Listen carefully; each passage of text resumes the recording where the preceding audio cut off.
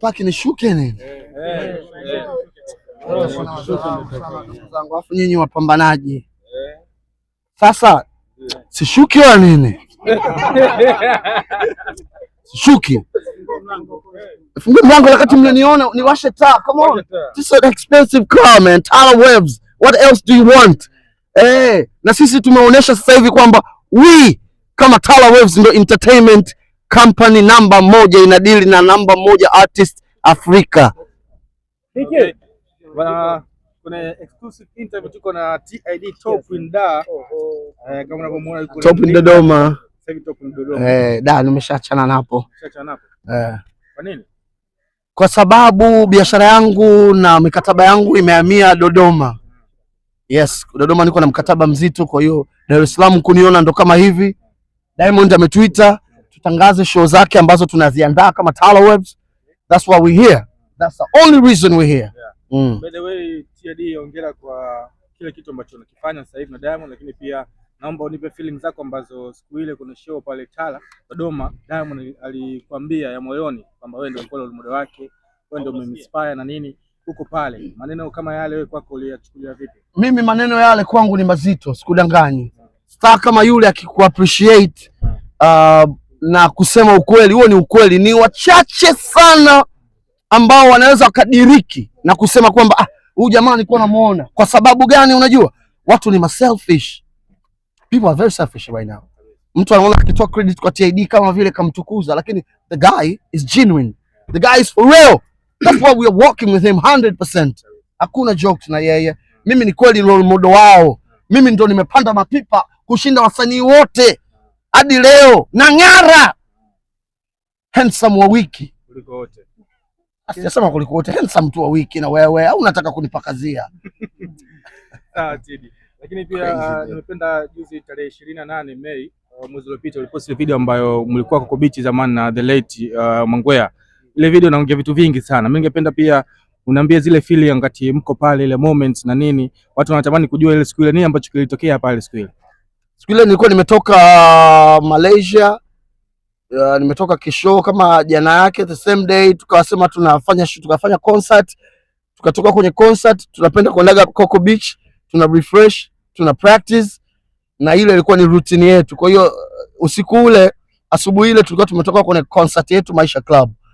Tukaenda Coco Beach kama kawaida na manager wetu El Singo.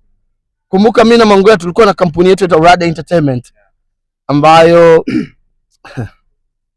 ilifanya kazi nzuri sana kabla hajafariki, na alipofariki na kampuni ikafa. Kwa hiyo me and him used to be a business partners, sio tu washikaji.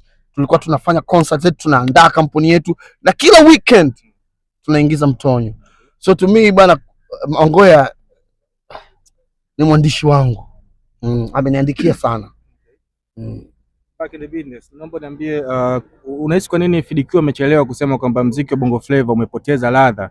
Naona amesema juzi hapa, lakini imekuwa ni muda mrefu sana. Amesema sasa hivi alitakiwa aseme mwanzo kabla mzizi. Sasa hizi mic jamani nitazikula hizi, afu sasa hivi na meno wa chuma. Okay. Fidikiwa ni msanii mzuri na ana mawazo, ana maono, sababu he's a philosopher, he's a writer, na siku zote yeye anasoma vitabu. Fidikiwa nyumbani kwake ana vitabu vingi kushinda nguo. Ana vitabu kwenye mashelf kama library. He's a librarian. Lakini ukweli wa yeye kuchelewa kusema kwamba Mapiano watu wamekopi, to me it's a sad story. Alitakiwa awai mapema. Sisi tulikuwa tunapambana sana kwa sababu tulijua kabisa the end of Mapiano it's not that far. Sasa hivi Mapiano wasanii wake tu kwa siasa za nchini kwao, kuwaleta Tanzania kuimba au sehemu nyingine ni shida. Sasa hivi akaona kuna homophobic, and then he come right there ajioneni mwanasiasa bora. Kwani hajasema hivyo kabla hajachaguliwa katibu mkuu wa chama gani kile? Chama chake kinaitwa chama cha walimu TANU.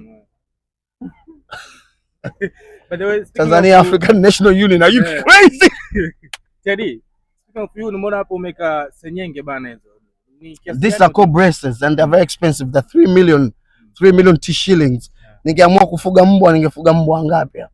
Wengi sana. But my teeth sometimes they are not like gathered to pamoja, so I had to scale them, na akafanya vitu kama hivyo. Ni vitu ambavyo binadamu anatakiwa afanye kila siku. Wewe unaweza kuona ni fashion kila saa nacheka but the ladies like it. Naomba nikurudishe nyuma kidogo. Kwenye nyota yangu ni wimbo ambao unapendwa na watu wengi sana. Kipindi hicho nasemekana ulimwandikia Tanzania Sweetheart Wema Sepetu ambaye ulikuwa na date naye kipindi hicho. Hapana. Inasemekana sifa, sijamwandikia wimbo Wema wala nani.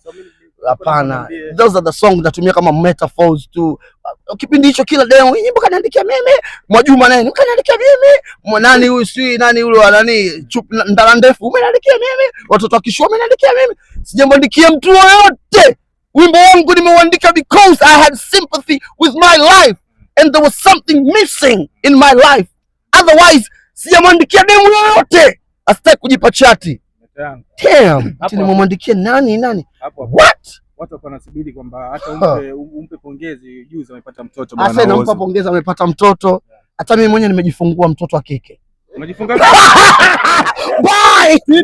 Umejifunga mtoto wa kike? Say come on man guys, that's too much. Pongezi bwana chochote bwana wewe. Wema Sepetu, hongera sana. Umepata baby boy. Tanzania Sweetheart. Everybody like you. That's why it became a trend. Not just a trend, it's an East African news. You are a real superstar. You're beautiful. You Miss Tanzania. You deserve the best. Umepata mtoto, hongera. I know it's been your dream. Mimi na wewe tunaonana, tunakutana, tunasalimiana, tunapendana still.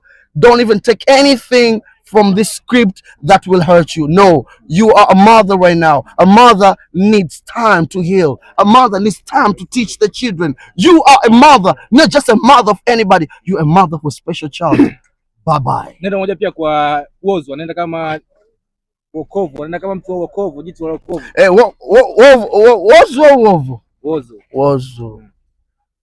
Wozu una spams kali sana. Bye.